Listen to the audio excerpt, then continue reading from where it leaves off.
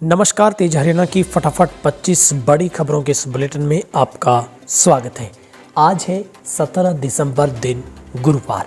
यदि आप हरियाणा प्रदेश से हैं तो सबसे पहले चैनल को सब्सक्राइब जरूर कर लें ताकि हर अपडेट भाई सबसे पहले आप तक पहुंच सके। तो चलिए बिना कोई वक्त गवाए शुरुआत करते हैं सुबह की हरियाणा की सबसे टॉप 25 मूवी फटाफट अंदाज की खबरों की। किसानों को सड़कों से हटाने की अर्जी पर सुप्रीम कोर्ट में हुई सुनवाई। सुप्रीम कोर्ट ने सरकार से कहा सभी पक्षों को शामिल कर बनाए कमेटी, कहीं राष्ट्रीय मुद्दा न बन जाए। कृषि कानूनों का विरोध कर रहे किसानों को सड़कों से हटाने की अर्जियों पर बुधवार को सुप्रीम कोर्ट में सुनवाई हुई। कोर्ट ने सोलिसिटर जनरल तुषार मेहता से कहा कि सरकार किसान संगठनों और दूसरे पक्षों को शामिल करते हुए एक कमेटी बनानी चाहिए क्योंकि जल्द यह राष्ट्रीय मुद्दा बनने वाला है। ऐसा लगता है कि सिर्फ सरकार के स्तर पर यह सुलझने वाला नहीं है। Chief justice एस.ए. बोबड़े की इस बेंच ने इस मामले की सुनवाई की। अदालत ने सोलिसिटर जनरल से कहा है कि प्रदर्शनकारी किसानों के साथ सरकार की बातचीत का अभी तक कोई साफ नतीजा नहीं निकला। सुप्रीम कोर्ट ने केंद्र और राज्यों से जवाब मांगे हैं। कोर्ट ने किसानों को भी पार्टी बनाने की इजाजत दी है। कल फिर सुनवाई होगी। बुधवार को सुनवाई के दौरान एक पिटिशनर के वकील ने शाहीन बाग के मामले की दलील दी तो चीफ जस्टिस ने कहा कि कानून व्यवस्था से जुड़े मामले में कोई उदाहरण नहीं दिया जा सकता। उधर किसान आंदोलन से एक बड़ी दुखदाई खबर। संत राम सिंह ने किसान आंदोलन के समर्थन में की खुदकुशी। सुसाइड नोट में लिखा, ये जुल्म के खिलाफ आवाज। किसान आंदोलन के दौरान एक चौंका देने वाली खबर सामने आई है। कृषि कानूनों के खिलाफ प्रदर्शन कर रहे किसानों के समर्थन में 65 वर्षीय संत बाबा राम सिंह ने खुदकुशी कर ली। वे करनाल के सिंघरा गांव के रहने वाले थे। सिंघरा के ही गुरुद्वारा साहिब नानकसर के ग्रंथी थे। उनके अनुयायियों की तादाद लाखों में बताई जा रही है। संत राम सिंह जी ने गोली मारकर आत्महत्या की और उन्होंने गुरमुखी से एक सुसाइड नोट छोड़ा है। इसमें उन्होंने लिखा कि ये जुल्म के खिलाफ एक आवाज़ है। दिल्ली सिख गुरुद्वारा प्रबंधक कमेटी के अध्यक्ष मनजिंदर सिंह सिरसा ने खुदकुशी पर दुख जाहिर किया। संत राम सिंह ने सिंघड़े वाले ने किसान की व्यवस्था को देखते हुए आत्महत्या कर ली। इस आंदोलन ने पूरे देश की आत्मा झकझोर कर रख दी है। उन्होंने कहा कि मेरी वाहिगुरु से अरदास है कि उनकी आत्मा को शांति मिले। हाईकोर्ट ने हरियाणा सरकार और ट्रायल कोर्ट को दिया आदेश। कहा विदेशी तबलीगी जमातियों के सभी केस 3 माह में निपटाएं। पंजाब हरियाणा हाईकोर्ट ने बुधवार को विदेशी तबलीगी जमातियों को बड़ी राहत दी है। हाईकोर्ट ने हरियाणा सरकार और ट्रायल कोर्ट को आदेश दिया है कि राज्य में तबलीगी जमात के जितने भी केस हैं उनका 3 महीने के भीतर निपटारा किया जाए। इसके साथ ही हाईकोर्ट ने इस संबंध में विदेशी तबलीगी जमातियों की ओर से दायर याचिका का निपटारा कर दिया। बुधवार को मामले की सुनवाई के दौरान हरियाणा सरकार ने हाईकोर्ट को बताया कि राज्य में तबलीगी जमात से जुड़े कुल 11 मामले दर्ज थे। इनमें से 7 मामलों का निपटारा कर दिया गया है। 1 में दर्ज एफआईआर रद्द कर दी गई है। हरियाणा सरकार की तरफ से बताया गया है कि सभी केवल 2 केस अंबाला व 1 गुरुग्राम में विचार अधीन है। उधर हरियाणा के करनाल में गांव घंगसीना में चली गोलियां और धारदार हथियार, 3 की मौत, कई घायल। करनाल जिले के गांव घंगसीना में बुधवार सुबह एक खूनी संघर्ष में 3 लोगों की मौत हो गई जबकि 7 अन्य गंभीर रूप से घायल हो गए। मामला भूमि विवाद का ही बताया जा रहा है जिसके चलते सुबह सुबह गांव में दहशत का माहौल बन गया। 2 गुटों में धारदार हथियार भी चले और गोलीबारी भी हुई। बड़ी मुश्किल से पुलिस ने मौके पर पहुंचकर हालात पर काबू पाया। बहरहाल पूरा गांव पुलिस छावनी में तब्दील किया गया है। गांव घंगसीना में पिछले कुछ वर्षों से 3 एकड़ जमीन को लेकर विवाद चला हुआ था। मामला कोर्ट में भी विचाराधीन है। इसी बीच निशानदेही के लिए दोनों पक्षों में तनाव का माहौल था। बुधवार सुबह करीब 9 बजे इसी तनाव के चलते दोनों पक्ष फिर से आमने सामने हो गए। दोनों की तरफ से जमकर तेजधार हथियार चले। नौबत गोलीबारी तक की भी आई और जहां पर पुलिस इस पूरे मामले की जांच में जुटी है। पानीपत सड़क हादसे में 2 मजदूर परिवारों के बुझ गए चिराग। पानीपत के समालखा कस्बा स्थित रिलायंस पेट्रोल पंप के पास मंगलवार रात हुए दिल्ली की ओर जा रही पिकअप हाईवे किनारे खड़े ट्रक से टकरा गई। पिकअप में करीब 25 मजदूर शामिल थे। 6 साल के अखिलेश और 12 साल के योगेंद्र की मौके पर मौत हो गई जबकि एक 18 साल के अर्जुन साहू ने हॉस्पिटल में दम तोड़ दिया। अखिलेश अर्जुन अपने परिवार के इकलौते थे। इस हादसे में 8 अन्य लोग घायल हुए। सभी घायलों को रोहतक पीजीआई रेफर किया गया है। पंजाब से फरीदाबाद जा रहे ईंट भट्टा मजदूरों से भरा पिकअप समारखा के रिलायंस पेट्रोल पंप के सामने हाईवे पर खड़े ट्रक से टकरा गया। टक्कर के बाद लोगों में चीख पुकार मच गई। पिकअप में बैठे लोग एक दूसरे के ऊपर चढ़ गए। काफी देर तक किसी को कुछ समझ नहीं आया। उधर बिजनेसमैन ने 10 दिन पहले रखी थी नौकरानी, पत्नी और मां को चाकू से घायल कर 5 लाख लेकर हुई फरार। फरीदाबाद में बुधवार को लूट की वारदात सामने आई। इसे अंजाम एक नौकरानी ने दिया जो कि 10 दिन पहले ही बिना वेरिफिकेशन के रखी गई थी। बताया जा रहा है कि जब बिजनेसमैन ऑफिस चला गया तो पीछे से घर में उसकी पत्नी और मां थी। नौकरानी ने दोनों को चाकू से घायल कर दिया। बाद में यहां से 5 लाख रुपए और दोनों के गहने लेकर फरार होगी। इनमें सोने, चांदी और हीरे के गहने शामिल है। सूचना मिलते ही संबंधित थाने की पुलिस क्राइम ब्रांच ने मौके का मुआयना करके जांच पड़ताल शुरू कर दी है। दरअसल मामला सेक्टर 28 स्थित केंद्रीय राज्य मंत्री कृष्णपाल गुर्जर के इलाके का बताया जा रहा है, जहां पर कारोबारी अरुण कुमार गोयल ने बताया कि वह अपनी पत्नी और मां के साथ वहां पर रहते थे, जबकि बेटा यूएस में रहता है। कुछ दिन पहले ही पत्नी के पैर में फ्रैक्चर होने के कारण 10 दिन पहले उन्होंने प्लेसमेंट एजेंसी से रेखा और पिंकी नामक एक महिला को काम के लिए रखा था। उधर यमुनानगर में पेड़ से टकराई कार, 3 युवकों की मौके पर मौत, एक की हालत गंभीर। हरियाणा के यमुनानगर जिले में घने कोहरे के कारण एक कार पेड़ से टकरा गई। हादसे में 3 युवकों की मौत हो गई। वहीं एक युवक की हालत नाजुक बनी हुई है। बताया जा रहा है कि पेड़ से टकराने के बाद कार पलट गई और उनमें सवार 4 युवक कार के नीचे दब गए। हादसा खजूरी जटलाना रोड पर पेट्रोल पंप के पास हुआ। राहगीरों ने बचाव अभियान चलाते हुए घायल युवकों को कार से बाहर निकाला, लेकिन तब तक 3 युवकों की मौत हो चुकी थी। वहीं एक युवक गंभीर रूप से घायल था। राहगीरों ने हादसे की सूचना पुलिस को दी। पुलिस टीम मौके पर पहुंचकर शवों को कब्जे में लिया, जबकि घायल को बेहतर इलाज के लिए हॉस्पिटल में भर्ती करवाया गया है। मृतकों की पहचान गांव अलीपुरा और कुरुक्षेत्र के गांव सूरा के तौर पर हुई है। 31 जनवरी तक ट्रेनें रहेंगी रद्द। 12 ट्रेनों के रद्द होने की सूचना। 2 का रूट बदला गया।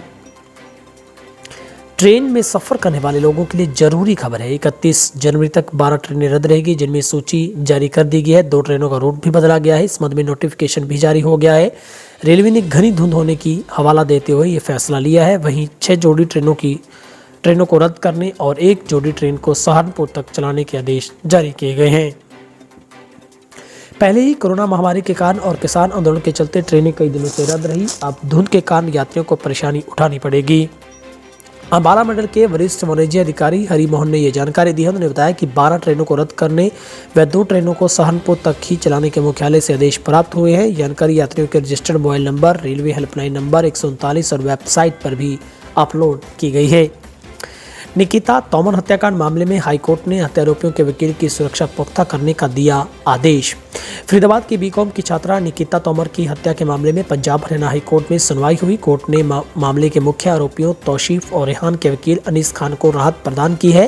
कोर्ट ने पुलिस कमिश्नर को वकील की जानमाल की सुरक्षा के लिए आदेश दिए हैं। अब इस केस की अगली सुनवाई 13 जनवरी को निर्धारित है। उधर कोरोना महामारी के चलते राधा स्वामी डेरा ब्यास के सत्संग घरों में सभी समागम 31 मार्च 2021 तक के लिए रद्द किए गए हैं। राधा स्वामी डेरा ब्यास के सत्संग घरों में होने वाले सभी समागमों पर रोक लगा दी गई है। अब 31 मार्च 2021 तक कोई भी सत्संग या समागम नहीं होगा। इस संबंध में नोटिफिकेशन जारी कर दिया गया है। कोरोना महामारी फैलने के चलते हालातों को ध्यान में रखते हुए फैसला लिया गया है। संगत के आने पर भी पाबंदी रहेगी, क्योंकि सत्संग घर बंद रहेंगे। डेरा ब्यास में किसी भी को आने की अनुमति नहीं है। बता दें कि इससे पहले अनलॉक 4 के तहत डेरा ब्यास ने एक नोटिफिकेशन जारी करके स्पष्ट किया था कि कोविड-19 के चलते सभी राधा स्वामी सत्संग घरों में 31 दिसंबर तक कोई सत्संग नहीं होगा। उधर 3 डिग्री पर आया तापमान, दिसंबर में ही जम गया पाला, अभी 5 दिनों तक नहीं और राहत। पहाड़ों की तरफ से चल रही पश्चिमी उत्तर हवा मैदानों में कड़ाके की ठंड लेकर आई है। इसमें 24 घंटे में ही तापमान कई जिलों में 3 डिग्री तक गिर गया है। हिसार में भी, जहां पर मंगलवार को रात का पारा 3 डिग्री दर्ज किया गया था, जो सामान्य से 5 डिग्री कम है। हिसार देश के मैदानी इलाकों में सबसे ठंड रहा। प्रदेश में शीतलहर चली, इससे ठिठुरन और भी बढ़ गई है। उधर फिर से मौसम विभाग की तरफ से एक बड़ा अलर्ट जारी किया गया, जहां पर उत्तर भारतीय राज्यों में भयानक शीतलहर तो दक्षिणी राज्यों में बारिश के आसार हैं। उत्तर भारत में शीतलहर का प्रकोप जारी है। मौसम विभाग के अनुसार पंजाब, हरियाणा, चंडीगढ़, दिल्ली, पश्चिमी उत्तर प्रदेश और उत्तर राजस्थान में अगले 3 दिनों तक ठंडी हवाएं चलने का अनुमान है। उत्तर प्रदेश, उत्तराखंड, उत्तर राजस्थान, बिहार, हरियाणा में सुबह और शाम को घना कोहरा छाया रहेगा। उत्तरी राज्यों में न्यूनतम तापमान में पिछले कुछ दिनों से 3-4 डिग्री सेल्सियस की गिरावट दर्ज की गई है। वहीं दिल्ली में कंपकंपाती ठंड का दौर जारी है। दिल्ली में न्यूनतम तापमान 5.8 डिग्री सेल्सियस रहा, जो सामान्य से 3 डिग्री कम है। मौसम विभाग के अनुसार अगले 2 दिन तक पंजाब, हरियाणा, चंडीगढ़, दिल्ली, उत्तरी राजस्थान और पश्चिमी उत्तर प्रदेश में कड़ाके की ठंड पड़ने का अनुमान है। इसके साथ ही कोहरा भी छाया रह सकता है। इसके अलावा दक्षिण के तमिलनाडु, पुडुचेरी और कराईकेल में 16 से 18 दिसंबर के बीच भारी बारिश हो सकती है। वहीं केरल और माहे में भी 17 से 18 दिसंबर के बीच बारिश होने का अनुमान है। टिकरी बॉर्डर पर मंच पर हरियाणा के भाई क्यू नेता चंडोनी को रोकने पर हुआ विवाद। हरियाणा दिल्ली टिकरी बॉर्डर पर आंदोलनकारी किसानों के बीच बुधवार को विवाद पैदा हो गया। हरियाणा के किसान नेता और भारतीय किसान यूनियन के चंडोनी प्रधान को आंदोलन के मंच पर बोलने से रोक दिया गया। इस पर चंडोनी के तेवर गर्म हो गए और हंगामा शुरू हुआ। बाद में अन्य नेताओं के मनाने पर चंडोनी मंच पर बोले तो उन्होंने आंदोलन को चलाने की कोशिश कर रहे नेताओं पर निशाना साधा। उन्होंने कहा कि हरियाणा के किसानों की इज्जत करो वरना आंदोलन टूट जाएगा। किसान आंदोलन के बीच टिकरी बॉर्डर के स्टेज पर यह अप्रत्याशित घटना हुई। आरोप है कि भारतीय किसान यूनियन के प्रमुख गुरनाम सिंह चंडोनी यहां पहुंचे तो मंच पर उनको कुछ लोगों ने बोलने से रोक दिया, जिसके बाद संबोधन को लेकर पंजाब के किसानों ने आपत्ति जताई। उनका कहना था कि बैरिकेड हमने तोड़े, मुकदमे हम पर दर्ज हुए, अब तुम अपना नाम कर रहे हो। इस पर बहस हुई तो चंडोनी नाराज हो गए। हालांकि उनके बाद उनको राजी किया गया और उन्होंने अपना संबोधन भी दिया। बीजेपी कार्यकर्ता 19 को एसवाईएल के पानी की मांग को लेकर करेंगे अनशन। बीजेपी जिला अध्यक्ष गार्गी कक्कड़ ने कहा है कि हरियाणा के किसानों के लिए सतलुज यमुना लिंक नहर से पानी नहीं मिलना सबसे बड़ा मुद्दा है। किसानों के हितैषी बनकर आज सैकड़ों को घर बैठे किसान नेताओं ने कभी भी एसवाईएल के मुद्दे पर धरना प्रदर्शन नहीं किया। बीजेपी कार्यकर्ता 19 दिसंबर को कृषि कानूनों के एसवाईएल के पानी की मांग के समर्थन में उतरेंगे, जहां पर गार्गी कक्कड़ बुधवार बीजेपी की ओर से लोक विश्राम गृह में हुई प्रेस कॉन्फ्रेंस में मीडिया से बातचीत कर रहे थे। हरियाणा सरकार ने केंद्र को लिखा खत, सांसदों विधायकों को सबसे पहले लगे कोरोना का टीका। कोरोना टीकाकरण की तैयारी में जुटी केंद्र सरकार को हरियाणा ने महत्वपूर्ण पत्र लिखा है। बीते सप्ताह लिखे पत्र में सांसदों विधायकों को टीकाकरण की प्राथमिकता सूची में शामिल करने की गुहार लगाई गई है। सरकार के इस पत्र के सार्वजनिक होने पर विरोध के सुर भी उठने लगे हैं। निर्दलीय विधायक बलराज कुंडू व कांग्रेस नेता वेद प्रकाश विद्रोही ने माननीयों को पहले टीका लगाने की सिफारिश पर उंगली उठाई है। हरियाणा सरकार ने केंद्रीय स्वास्थ्य मंत्रालय को लिखे पत्र में सांसदों और विधायकों को वीआईपी मानते हुए कोरोना से बचाव के लिए पहला टीका लगवाने का प्रस्ताव रखा है। हरियाणा में 10 लोकसभा सांसद और 90 विधायक व 5 राज्यसभा सांसद हैं। हरियाणा ने पत्र में तर्क दिया है कि सांसद और विधायक जनप्रतिनिधि हैं, वे लोगों से मिलते रहते हैं, सरकारी स्तर पर भी उनके काफ़ी काम होते हैं, इसलिए संक्रमण से बचाव के लिए पहला टीका उन्हीं को लगाया जाए। उधर बीजेपी ने उठाया एसवाईएल का मुद्दा तो सुनील जाखड़ बोले आग से खिल रही है बीजेपी। पंजाब कांग्रेस के अध्यक्ष सुनील जाखड़ ने कहा है कि किसान अपनी उचित मांगों के लिए संघर्ष कर रहा है, लेकिन किसानों के आंदोलन में दरार डालने के लिए इरादे से बीजेपी ने सतलुज यमुना लिंक नहर का मुद्दा उठाकर अपने खतरनाक इरादे साफ कर दिए। उन्होंने चेतावनी दी कि बीजेपी ऐसा करके आग से खेल रही है। वे कृषि कानूनों को लागू करने की अपनी जिद में करोड़ों किसानों को आर्थिक तौर पर बर्बाद करने पर तुली है। हरियाणा की सभी पेट्रोल पंपों पर किसान जथेबंदियों को रात्रि विश्राम की सुविधा होगी प्रदान। किसानों की मांगों को लेकर दिल्ली धरने से पंजाब जा रहे किसानों की धुंध में दुर्घटना होने पर मौत के बाद पेट्रोलियम डीलर वेलफेयर एसोसिएशन ने प्रदेश के सभी पंपों पर किसानों को रात्रि विश्राम करवाने की घोषणा की है। प्रदेश अध्यक्ष संजीव चौधरी ने बताया कि 15 दिसंबर को करीब दोपहर 1 बजे करीब रात को एक दर्दनाक हादसा करीब रात 1:30 बजे के करीब हादसा करनाल जिले में तरावड़ी फ्लाईओवर के ऊपर हुआ था, जिसमें एक कैंटर चालक ने नींद आने पर पीछे से टक्कर मारकर किसानों के ट्रैक्टर ट्राली को पलटा दिया। इस हादसे में 2 किसान भाइयों की दर्दनाक मौत हुई थी। ये सभी 11 किसान गांव सफेड़ा जिला पटियाला के रहने वाले थे, जहां पर अब ये एक महत्वपूर्ण फैसला लिया गया है कि उन्हें पेट्रोल पंपों पर भी विश्राम की इजाज़त दी जाएगी। बीजेपी के नेता एसवाईएल के मुद्दे से हरियाणा पंजाब के किसानों को बांटने में लगे, कांग्रेस के नेता अशोक अरोड़ा का बड़ा बयान। कांग्रेस के वरिष्ठ नेताओं में शुमार अशोक अरोड़ा ने आज किसान आंदोलन को लेकर भारतीय जनता पार्टी के साथ साथ जननायक जनता पार्टी को भी आड़े हाथों लिया।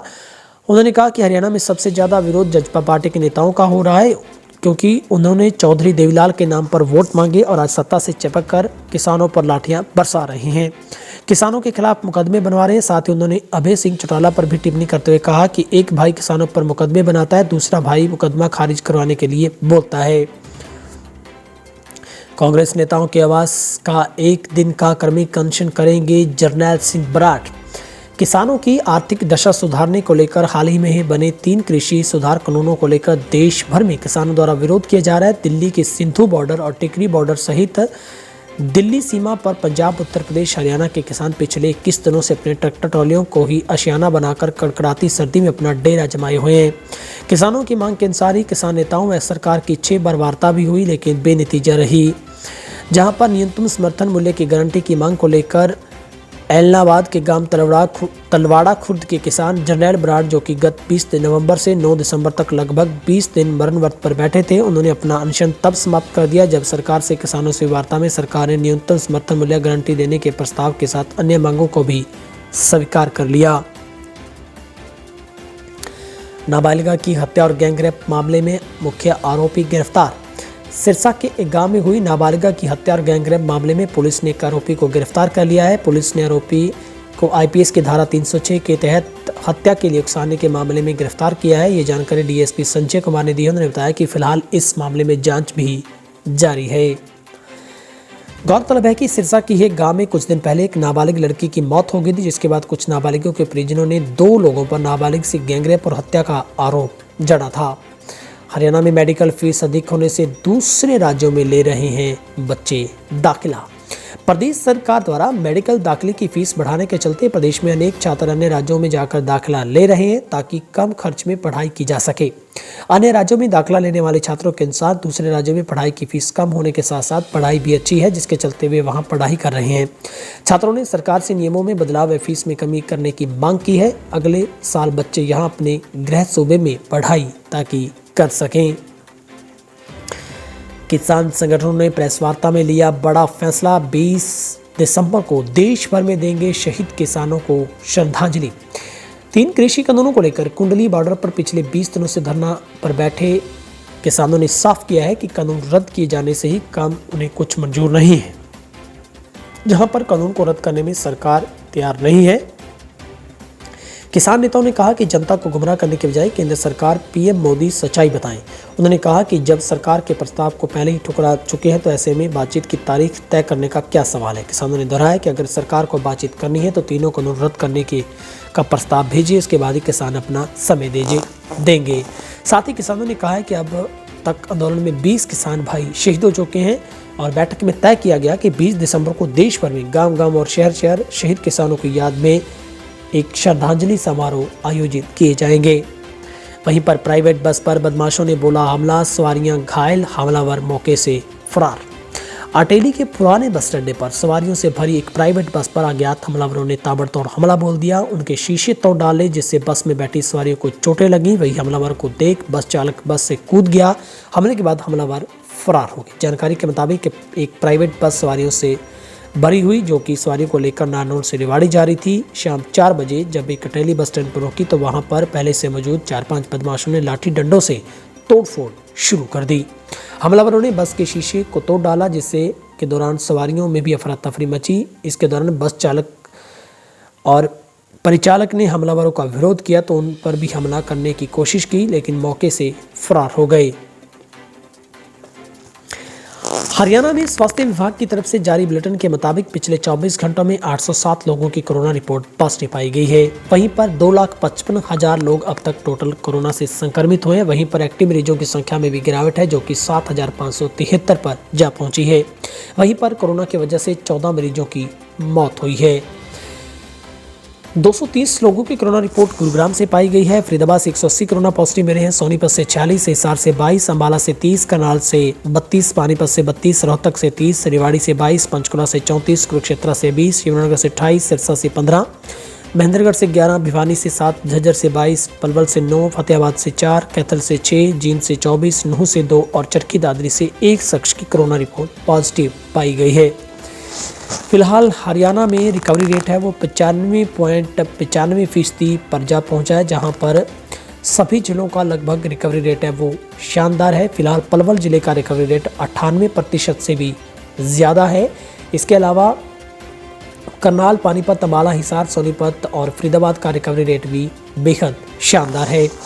हरियाणा में 2 एकड़ से कम की रजिस्ट्रियों की रिपोर्ट तलब, 1 सप्ताह में रिपोर्ट भेजने के आदेश। हरियाणा के डिप्टी सीएम दुष्यंत चौटाला ने पिछले दिनों 1 एकड़ से अधिक व 2 एकड़ से कम क्षेत्र वाली उन रजिस्ट्रियों की रिपोर्ट तलब की है जिनमें 1 से अधिक भागीदारों के नाम रजिस्ट्री की गई है। सभी उपायुक्तों को 1 सप्ताह में रिपोर्ट भेजने के आदेश दिए गए हैं। वे 31 दिसंबर 2020 तक प्रदेश में जमीनी की रजिस्ट्री में आने वाली सभी बाधाओं को दूर कर दें ताकि 1 जनवरी 2021 में होने वाली रजिस्ट्री समुचित ढंग से हो सके। डिप्टी सीएम ने रजिस्ट्री की नई प्रक्रिया को राजस्व में वृद्धि करने वाली बताया और कहा कि राज्य के लोग भी इस पारदर्शी प्रणाली से खुश हैं। वे बुधवार को यहां राजस्व विभाग के अधिकारियों की रजिस्ट्री से संबंधित समीक्षा बैठक की अध्यक्षता कर रहे थे। हरियाणा के सीएम से मिले 4 निर्दलीय विधायक, किसानों के मुद्दे को जल्द निपटाने की उठाई मांग। कृषि कानूनों को लेकर हरियाणा सरकार के 4 निर्दलीय विधायक मुख्यमंत्री से मिले हैं। निर्दलीय विधायक राकेश दौलताबाद, नयन पाल रावत, रणधीर गोलन और धर्मपाल गोंदर ने मुख्यमंत्री से मुलाकात की थी। निर्दलीय विधायकों ने किसानों के मुद्दों को जल्द निपटाने की मुख्यमंत्री से मांग रखी है। निर्दलीय विधायक पर्यटन विभाग के चेयरमैन रणधीर गोलन ने कहा कि पंचकुला में 5 निर्दलीय और 1 जेजेपी विधायक ने किसानों के मुद्दे पर बैठक की थी और गोलन ने कहा कि इस बैठक में तय हुआ था कि किसानों के मुद्दे पर मुख्यमंत्री से मुलाकात की जाए, जहां पर बातचीत उन्होंने कहा कि की है। मुख्यमंत्री ने 4 विधायकों से भी बातचीत में यह आश्वासन दिया है कि इस मुद्दे पर वे जल्द केंद्रीय नेतृत्व से बातचीत कर हल निकालने का प्रयास करेंगे। भिवानी के लघु सचिवालय में भूकंप से अफरा तफरी, लोगों की अटकी सांसें। हरियाणा के भिवानी जिले के लघु सचिवालय में उस समय अफरा तफरी मच गई जब यहां के लोगों को भूकंप के बारे में बचाव के लिए वहां पर पुलिस पहुंची थी। स्वास्थ्य विभाग व दमकल की गाड़ियों के लिए हूटर सुनवाई दिए, पर बाद में लोगों को पता चला कि यह भूकंप की मॉक ड्रिल है। मॉक ड्रिल के दौरान लघु सचिवालय में पुलिस, पीसीआर, एम्बुलेंस, एनडीआरएफ की गाड़ियां और बचाव दल के कर्मचारियों की भागम भाग घायलों को कंधे पर उठाए। पुलिस कर्मचारी, छत पर चढ़ती एनडीआरएफ की टीम व छत से सीढ़ियों के सहारे घायलों को उतारते देख लोगों की सांसें अटक गई। हर कोई अपने आप को सुरक्षित देख भाग्यशाली समझ रहा था, पर जब हकीकत सामने आई तो सबकी सांस में सांस आ गई। फिलहाल हरियाणा की फटाफट 25 खबरों में आज के लिए इतना ही।